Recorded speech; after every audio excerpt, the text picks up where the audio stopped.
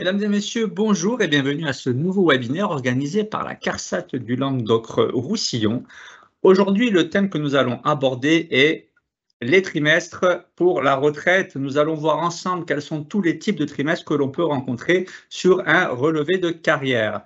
Allez, pour commencer, comme à notre habitude, je vais vous afficher les consignes pour ce webinaire. Alors aujourd'hui, exceptionnellement, pas de questions, puisque nous n'avons pas réussi à regrouper une équipe de modérateurs suffisante pour répondre à toutes vos questions. Mais rassurez-vous, comme à votre habitude, vous le savez, une connexion sur votre espace www.l'assurance-retraite.fr et de toute façon, vous pouvez poser vos questions à un conseiller via votre espace. Le replay du webinaire sera disponible sur YouTube d'ici quelques jours après sa diffusion. Eh bien, nous allons commencer dès à présent et bonjour à vous, Régis. Bonjour Alexis et ravi de vous retrouver. Bienvenue à toutes et à tous pour cette nouvelle conférence en ligne de la CARSAT Languedoc-Roussillon. Comme à notre habitude, nous avons un sommaire à vous présenter. Pour aborder cette conférence, nous avons abordé la notion des trimestres d'assurance dans une première partie, avec des trimestres cotisés, parfois des trimestres validés, parfois également des trimestres accordés et parfois même aussi des trimestres raclotés. Donc on essaiera de se retrouver dans ces termes qui sont parfois compliqués à absorber et à comprendre. Donc on nous donnera des exemples pour que vous ayez vraiment les idées claires par rapport à la distinction majeure de ces trimestres qui vont compter pour le calcul de la retraite et qui vont déterminer aussi l'âge de départ à la retraite. Une fois qu'on aura abordé la notion, on pourra regarder quels sont les impacts de ces trimestres cotisés ou validés sur le calcul de la retraite et notamment sur la grande formule que nous rappellerons tout à l'heure sur ces éléments qui vont bouger en fonction de la nature de ces trimestres. Voilà, vous avez le programme, on est parti pour cette conférence de la CARSAT Languedoc-Roussillon. Alors, première partie, la notion de trimestre. C'est vrai que souvent, il y a des confusions entre les trimestres cotisés, qui sont le résultat d'une activité professionnelle, salariée, non salariée. Ces trimestres cotisés qui sont là parce que vous avez cotisé sur des revenus minimums. Alors, je rappelle qu'en 2024, il faut obtenir 1 747,50 € pour avoir un trimestre cotisé. Il faudra obtenir 6 990 € pour 4 trimestres cotisés. Et donc, en fonction de ce montant, que vous êtes invité bien sûr à vérifier sur votre relevé de carrière, vous allez obtenir 1, 2, 3 ou 4 trimestres. Et je rappelle donc qu'il n'y a pas de lien entre la durée d'activité salariée et vos trimestres. On peut travailler 12 mois de l'année et obtenir une somme égale à 1 746 € et valider aucun trimestre. Et à contrario, avoir travaillé 6 mois de l'année et valider 6 990 €. Donc, 4 trimestres seront pris alors que nous avons travaillé que 6 mois de l'année. Donc, c'est vraiment très important lorsque vous contestez ces trimestres et que vous êtes en capacité de produire des éléments qui pourraient donc venir modifier le montant. Alors, n'hésitez pas, Alex, à intervenir si vous avez des précisions à nous apporter ou des questions à nous poser. Oui, bien entendu. Alors, des trimestres cotisés, oui, Alex? Oui, non, je disais bien entendu, Régis, Comme à si l'habitude. j'ai une remarque à vous faire sur votre exposition, vous pouvez compter sur moi. OK. Alors, trimestre cotisé, mais également trimestre validé. Il s'agit de trimestres résultant d'événements de la vie. Alors, parfois des événements heureux, la maternité, parfois des événements malheureux, la maladie, le chômage, l'invalidité. Et dans ces cas-là, le législateur a prévu de n'accorder que des trimestres. 50 jours d'indemnisation chômage vous donne un trimestre. 200 jours d'indemnisation chômage vous donne 4 trimestres. 90 jours sous les drapeaux pour les messieurs, parfois même pour les dames, donneront un trimestre validé. La maladie, 60 jours indemnisés par la CPAM, un trimestre. 240 jours indemnisés, 4 trimestres. L'invalidité, 90 jours indemnisés, vous donne un trimestre. Là, on est sur l'échéance des trimestres du calendrier. Des trimestres, rien que des trimestres. Aucune somme ne seront intégrés dans le compte retraite. C'est pourquoi on parle bien de trimestre assimilé ou de trimestre validé. Alors oui, Ces trimestres sont très importants pour obtenir plus tard le taux maximum de retraite, mais dans la tirelire retraite, il nous manquera dans la moyenne des revenus ces salaires-là, et nous en parlerons lors de la deuxième partie de notre exposé. Alors, mesdames, si vous avez été maman, vous allez obtenir des trimestres de majoration pour enfants, 4 trimestres pour la maternité, 4 trimestres pour l'éducation. Messieurs, vous n'aurez pas droit à des trimestres, sauf si vous me disiez « j'ai été papa d'un enfant handicapé, j'ai adopté » ou « j'ai été papa en 2010 et mon épouse a accepté de partager gracieusement les 4 trimestres d'éducation ». En revanche, si vous avez été papa de 3 enfants, vous pourrez bénéficier non pas des trimestres, mais de 10% de plus sur le montant de la retraite. Donc, madame aura 24 trimestres et aura également donc 10% de plus sur sa retraite. Alors, trimestre cotisé, trimestre validé, parfois même des trimestres accordés. Je pense, je l'ai dit tout à l'heure, aux enfants que vous avez pu avoir qui sont atteints d'un handicap. Et dans ce cas-là, si vous êtes resté au foyer pour accompagner votre enfant handicapé, nous allons vous attribuer des trimestres supplémentaires en plus des trimestres de majoration dont nous avons parlé il y a quelques secondes. Donc, un trimestre de majoration par période de 30 mois d'éducation dans les limites de 8 trimestres, cumulable avec la majoration de durée d'assurance pour enfants. Il faut que le handicap de l'enfant soit à hauteur des 80%. Alors, par rapport à ça, Régis, oui, Alexis, allez-y. voilà, ce qui est important de stipuler, bien entendu, c'est que ces trimestres-là, hein, avec handicap, ces trimestres supplémentaires dont vous parlez, ça se fait pendant l'étude du dossier retraite. Donc, pas d'affolement s'ils n'apparaissent pas en amont sur votre carrière. Pendant l'étude du dossier, vous aurez des justificatifs à fournir pour justement justifier de cette situation-là. Et c'est à ce moment-là qu'on les rajoutera à votre carrière, donc vraiment pendant l'étude de votre demande de retraite. Voilà, pensez tout simplement à noter tous ces éléments qui sont importants et que vous devez nous donner lorsque vous ferez la demande, en effet. Alors, des trimestres ensuite de l'entraide familiale qui peuvent donner des trimestres équivalents. Je pense à la situation d'aide familiale agricole entre 18 et 21 ans et antérieure au 1er janvier 1976. Je pense également à la situation de l'aide familiale dans l'artisanat ou le commerce à partir de vos 18 ans et antérieure au mois d'avril 1983. Des périodes aussi à l'étranger avant avril 83 pourront nécessiter, sur déclaration, l'attribution de trimestres équivalents. Donc là aussi, n'hésitez pas à nous parler de ces situations qui peuvent générer ces trimestres qui viendront en plus des trimestres qui ont été enregistrés dans le compte retraite. Alors, nous avons aussi des trimestres qui sont attribués au titre du compte professionnel de prévention. Et donc là, vous avez donc un numéro de téléphone à contacter, hein, le 36 82. Je vous laisse également leur site internet www.compteprofessionnelprevention.fr. Vous aurez pas mal d'informations sur la prise en compte de ces trimestres. 8 trimestres au maximum seront considérés. Chaque année, en effet, vous avez des points qui vont être accumulés. Un facteur de risque vous donne 4 points et au bout de 10 points, vous allez pouvoir récupérer un trimestre, hein, qui pourra parfois rentrer dans le décompte des trimestres effectivement cotisés pour anticiper un départ carrière longue. Alors, Régis, là aussi, si je peux me permettre, j'interviens rapidement. C'est un peu la même histoire, c'est-à-dire que ces trimestres que vous pouvez avoir sur votre compte professionnel de prévention, ils ne sont pas d'office inclus à votre carrière. Il va falloir le faire sur étude et généralement, on les intègre pendant une demande de départ anticipé carrière longue, si c'est un départ avant l'âge légal, ou tout simplement quand vous faites votre demande de retraite personnelle. Voilà pour cette petite précision.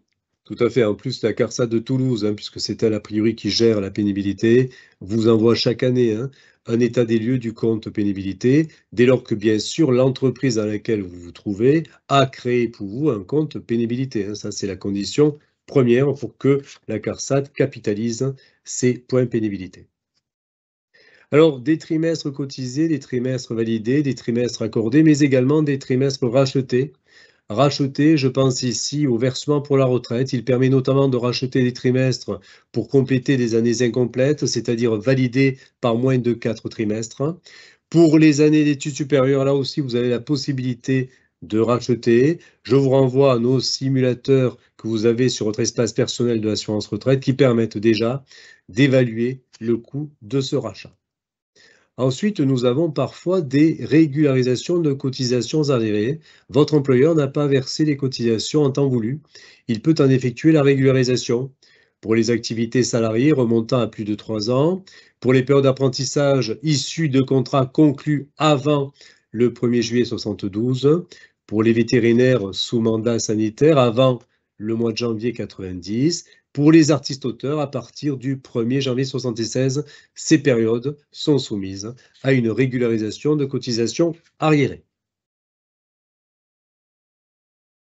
Rachat de cotisations également qui permet de récupérer des périodes pendant lesquelles vous ne pouviez pas cotiser. Par exemple, vous êtes parti à l'étranger, dans un pays qui n'avait pas passé de convention avec la France, donc vous avez la possibilité de racheter ces périodes.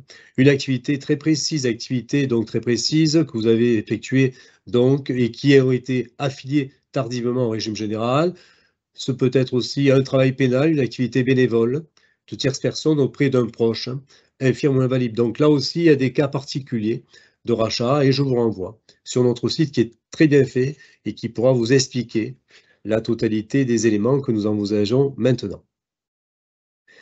Des stages d'études aussi sont rachetables au minimum 2 mois en entreprise à partir du 15 mars 2015, 2 trimestres au maximum et 440 € par trimestre selon les tarifs en vigueur en 2023. La demande peut se faire jusqu'à la fin de l'année civile des 30 ans de l'assuré. Donc là aussi, à ne pas négliger.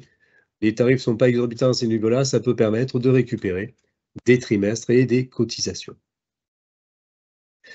Nous avons vu la première partie de notre exposé, donc la notion de durée d'assurance, notion importante qui suppose de nombreuses questions.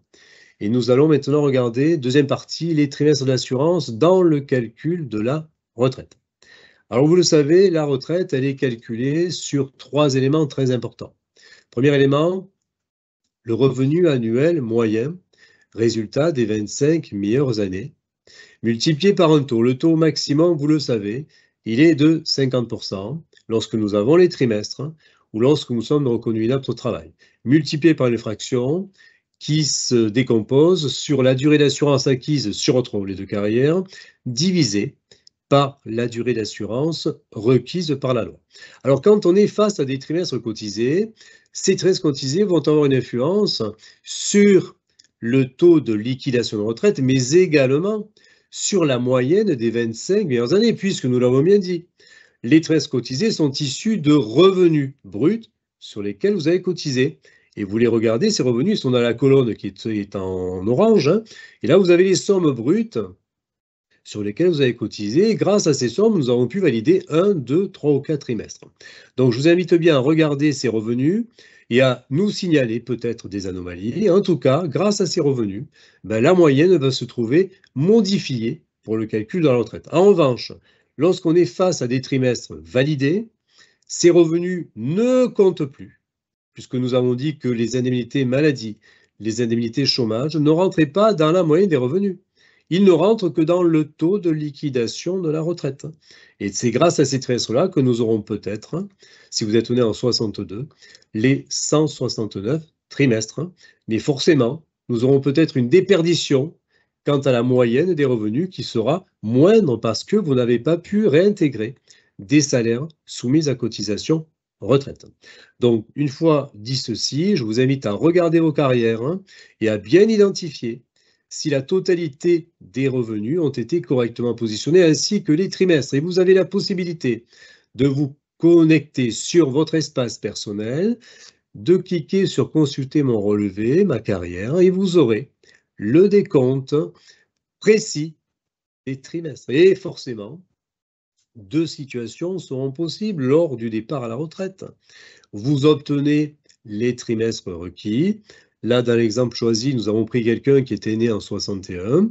Elle devait obtenir 169 trimestres. Elle les a. Donc, on lui a bien donné 50% de la moyenne des 25 meilleures années et elle a pu partir à la retraite à taux plein. Et la décision était relativement simple à prendre. Deuxième situation, nous étions face à quelqu'un qui n'avait pas les trimestres, il en manquait peu, il en manquait 4. Et parce qu'il en manquait 4, nous avons perdu le taux plein de 50% pour descendre à un taux minoré de 47,5%. Et dans ces cas-là, nous avons posé la question à l'assuré en lui demandant quelle était sa situation et sa décision. Est-ce qu'elle partait à la retraite ou est-ce qu'elle décidait de différer le point de départ? Si elle nous dit « je pars à la retraite, c'est son droit », elle part à l'âge égal, mais c'est irréversible. Si elle nous dit « je refuse cette retraite minorée », ben elle attend un an de plus pour récupérer son taux plein. En tout état de cause, dans le cas où nous n'avons pas les trimestres, les collègues conseillers retraite écriront à l'assuré pour demander cette décision, mais qui est lourde de conséquences. Donc n'hésitez pas là aussi à nous consulter si la situation vous paraît compliquée, afin qu'on l'aborde ensemble et qu'on puisse prendre pour vous la meilleure des décisions. Je pense aussi à ceux qui sont au chômage, qui n'ont pas les trimestres et qui pourront peut-être refuser de partir et se contenter de demander à la CARSAT une fameuse régularisation de carrière permettant peut-être à France Travail le paiement du chômage au-delà de la date de l'âge légal. Donc à retenir en résumé, en conclusion, les trimestres cotisés, ils sont le résultat d'une activité salariée, non salariée. Pour les salariés, nous récupérons des salaires. Pour les non-salariés, nous récupérons des chiffres d'affaires qui vont générer des trimestres. Ces trimestres validés et accordés sont aussi là pour tenir compte des événements de la vie, pour essayer de rattraper la période qui serait sinon manquante. Et nous avons bien sûr des conséquences de la nature de ces trimestres sur la moyenne des meilleures années, nous l'avons dit, mais aussi sur la date de départ à la retraite. Et c'est vrai que pour le départ en carrière longue, la loi n'admettra que très peu d'interruptions d'activité et très peu donc de trimestres validés par opposition à ces fameux trimestres cotisés. Voilà Alexis, nous avons terminé sur cet exposé. Nous allons pouvoir aborder les questions puisque certaines sont souvent posées, notamment au niveau de la plateforme de Montpellier. Tout à fait, Régis. On va commencer les questions. Je revenais juste, vous me le confirmerez, sur un petit point sur le taux minoré. On parle toujours pour nos assurés de effectivement taux définitif. On les invite à bien mesurer les tenants et aboutissants de l'acceptation du taux minoré, car effectivement, on ne peut plus revenir dessus. Mais il y a quand même une petite subtilité qu'il faut savoir, c'est qu'une retraite est révisable si vous retrouvez des éléments qui, pendant l'instruction, vous ne les aviez pas. Donc, ça veut dire quoi? Ça veut dire que concrètement, vous partez à un taux minoré il vous manque 2 ou 3 trimestres. Si par hasard, au cours de votre vie, vous retrouvez des bulletins de salaire antérieurs à votre date de départ en retraite, vous pouvez les faire valoir à tout moment. Et si ces trimestres-là peuvent vous amener au taux maximum, au taux plein, il sera possible dans ce cas-là de réviser votre retraite d'un taux minoré à un taux plein. Régis, est-ce que vous confirmez? Écoutez, a priori oui, Alexis. A priori oui. Donc, vigilance malgré tout, avant d'accepter un taux minoré, vous regardez bien si vous avez récupéré la totalité des éléments parce que les révisions, oui, sont possibles, mais il y a toujours un délai de traitement important et ça n'est plus appris une priorité pour nos services. C'était bien aussi de le préciser. Allez, on passe aux questions. Donc, pour la question numéro 1, mes trimestres pour enfants sont-ils validés ou cotisés? Ils sont validés.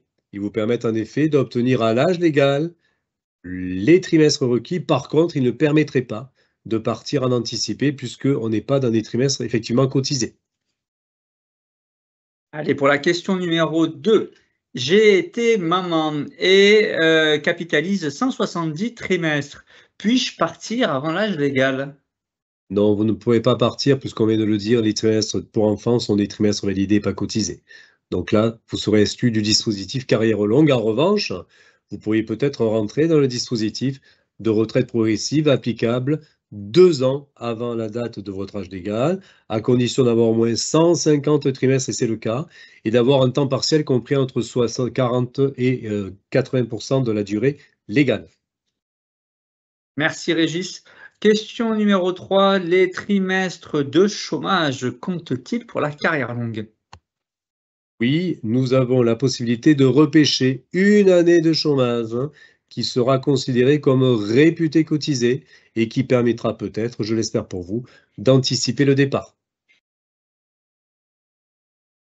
Merci. Pour la question numéro 4, je constate des trimestres au titre de l'assurance vieillesse des parents au foyer. À quoi cela correspond-il?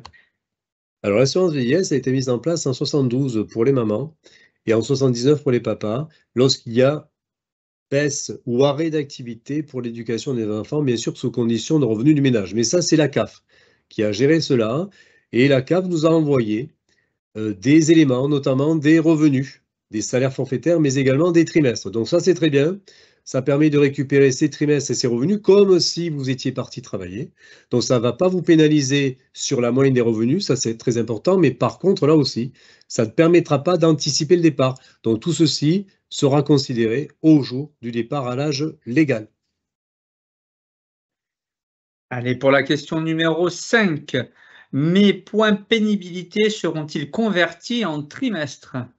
Oui, parfaitement. Nous l'avons vu tout à l'heure, 10 points de pénibilité permettent de valider un trimestre. Mais là aussi, attention, tout ce qui a été fait avant 2016 ne compte pas en pénibilité et les 20-25 premiers points de mémoire sont à considérer pour la formation professionnelle. Donc là aussi, je vous invite à aller consulter notre site pour avoir de plus amples détails en la matière. Mais quoi qu'il en soit, si vous étiez sur un compte pénibilité, chaque année, nous envoyons ces CARSAT Midi-Pyrénées qui envoient un relevé de points du compte pénibilité. Question numéro 6, les trimestres d'invalidité permettent-ils de partir avant l'âge légal? Alors oui, puisque désormais l'invalidité devient, en tout cas la retraite qui remplace une invalidité, devient une retraite anticipée. Vous continuez de partir à 62 ans, même si vous n'avez pas les trimestres. Ça, c'est important. Et ceux qui ont une invalidité assortie d'une activité salariée peuvent même décider de prolonger cette activité. Mais là, rapprochez-vous de la CEPAM pour avoir de plus amples informations. Merci Régis. Question numéro 7, j'ai adopté. Pourrais-je obtenir des trimestres et seront-ils assimilés ou cotisés?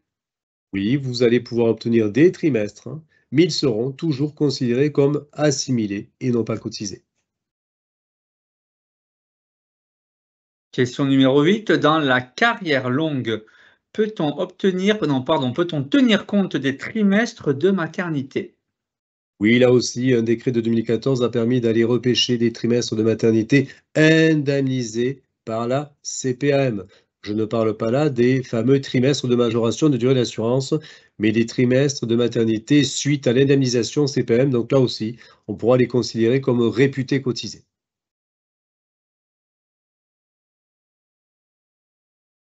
Eh bien, nous arrivons à l'issue de ce webinaire.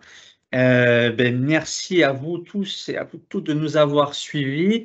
On se retrouve à la rentrée. Et bien, c'est à vous Régis pour le mot de la fin.